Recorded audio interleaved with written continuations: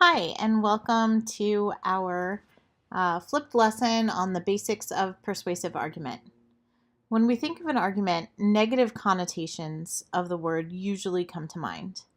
But argument happens all around us every day. Every time we work to persuade someone to come around to our way of thinking, we are presenting an argument. Argument isn't a fight, it isn't about anger. Argument is simply a more formal term for how people get their way. The word persuasion also has some negative connotations, but it isn't about manipulating people. It's about gently maneuvering them over to our side and our ideas. Together, a persuasive argument is meant to create alliances and help people get what they want.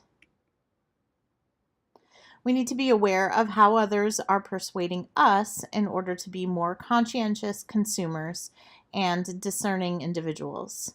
When noting an ad, we have to be able to see how our emotions are being used to play into our individual desires to be smarter, more sophisticated, stronger, healthier, more popular, etc.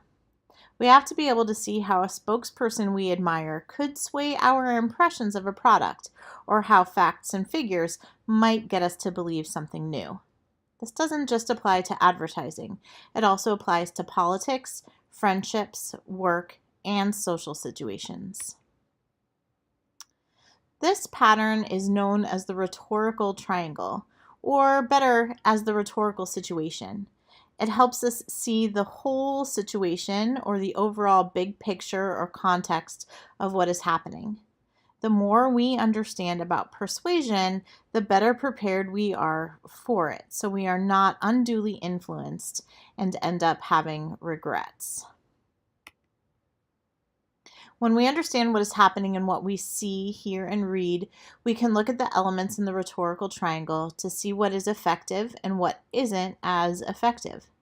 Analyzing the work of others enables us to apply the same concepts to the work we create, whether it is a persuasive argument presented to your parents, a speech for class, or a conversation with friends. So now think about an argument that you want to create. This could be something that's specifically tailored for a need or a want that's coming up with your parents or your friends or negotiating with a teacher.